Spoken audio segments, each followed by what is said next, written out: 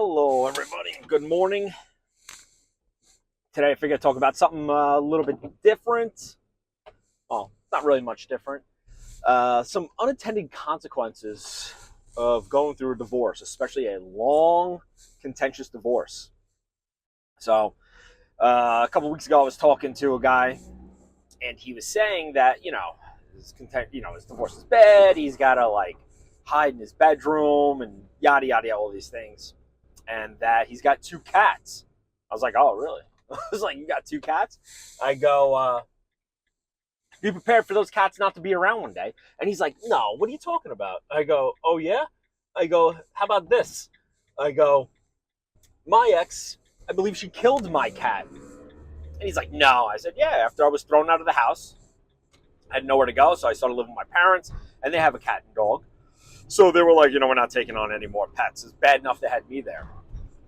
So then we, time goes by, and I talked to my daughter one day. She's like, yeah, the cat's been sleeping in the closet for a few days. And I go, what do you mean? She goes, yeah, we think it's sick.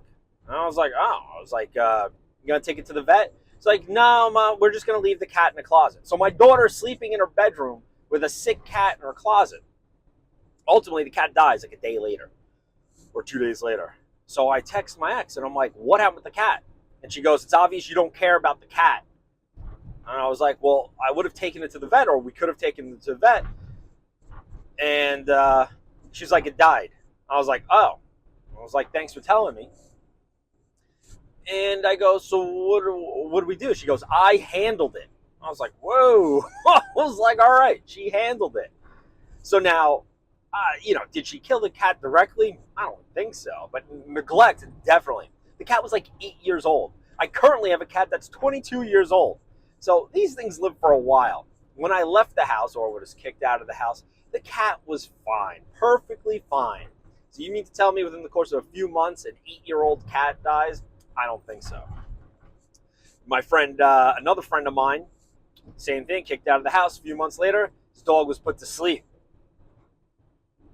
Ex-wife had the dog, and yeah. Another buddy of mine, friend Tom, same thing. He had a dog, was kicked out of the house. A few months later, dog, dead. So you got to watch out if you have pets. So I told this guy, I go, listen, be prepared for you to come home one day and those cats not to be there. He goes, no, she loves the cat. I go, oh yeah? She loves the cats? I go, I know 3 people, all close friends, their pets, dog, cat, are all dead. I go, so do not tell me that it is not possible for a woman to kill those pets. So, I don't know. Is this a crazy accusation? Possibly. Is it a coincidence? Okay. Yeah, so then I went online and I said, well, it happens more than once. I wrote these down because I was... Amy Herbert, 2007. Murdered her 2 children and family dog. Reports suggest her actions were motivated by revenge against her ex-cousin. So she killed the kids and the dog. That's a little extreme. We're not going that far. Kimberly Johansson, convicted of murdering and dismembering her ex-girlfriend.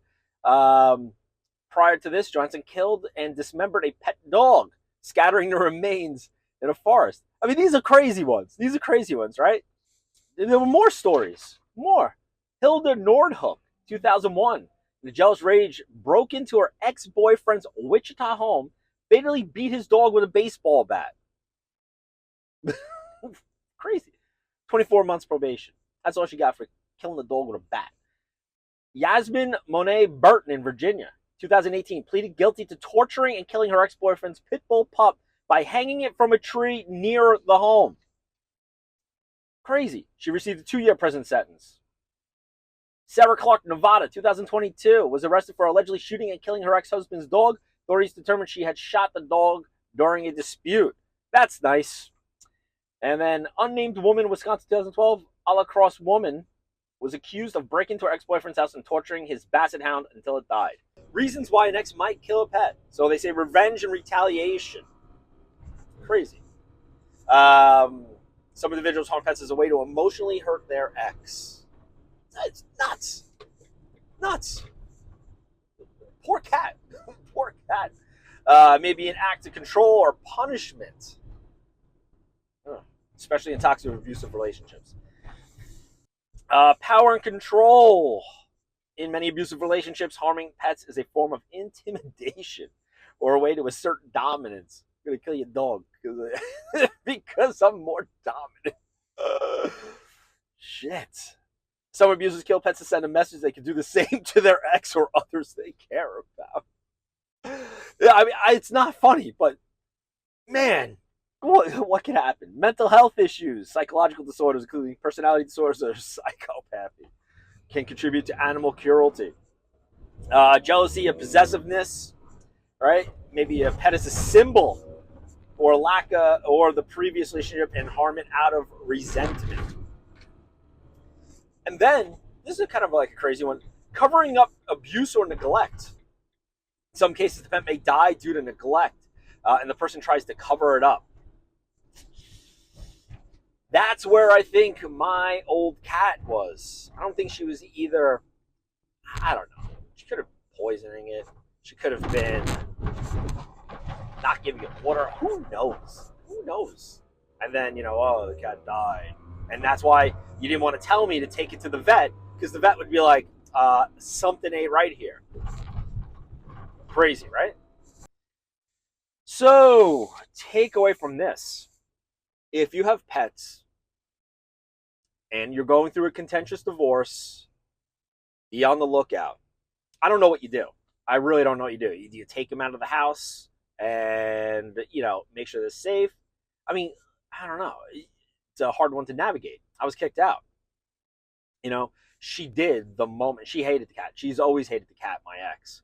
And, when I finally got a place, she's like, "You want the cat?" And I was like, I just moved into a place. I'm like struggling here to get on my own. Like, I can't take the cat.